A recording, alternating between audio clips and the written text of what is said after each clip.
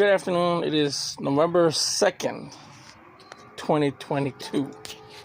I picked up this Challenger, Dodge Challenger 08 RT. See my trailer? Yeah. So I picked up this Challenger. I haven't checked it out first, so I just barely opened up the hood.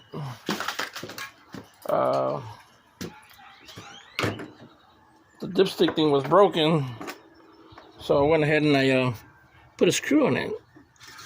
Check the oil, and man,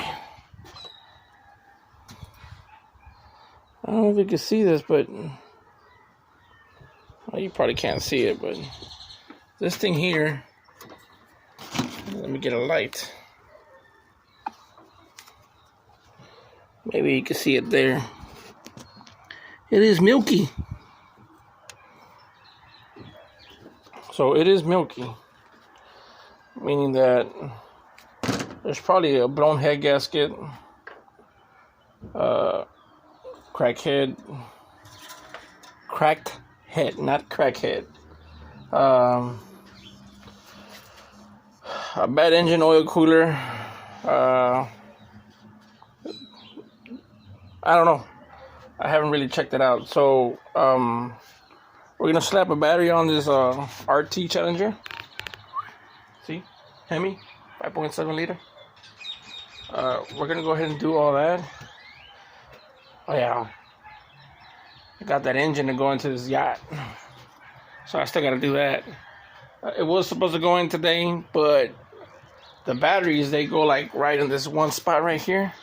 So if I put the engine in there, there's like probably 10 inches of gap, and I'm not 10 inches from my chest in the back, because I'm a little more than 10 inches.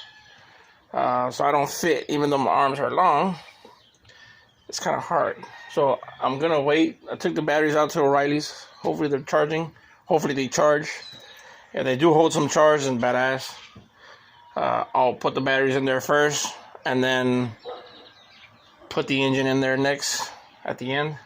And then just button up all the hoses and all the hoses and wirings and whatnot, and then get that one turned on. But anyways, so we're gonna do this first. So we're gonna go ahead and put a jump pack on these two terminals here to get that trunk open.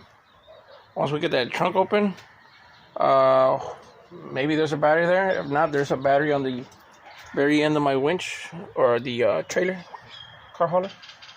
And get that trunk open and put that battery in here and crank it over. See, hopefully it turns on. He says while it was working, well, while that happened to him, it was misfiring a lot. So we'll go ahead and check that as well. The Dodge Ram is still here. We're waiting on the PCM to come in.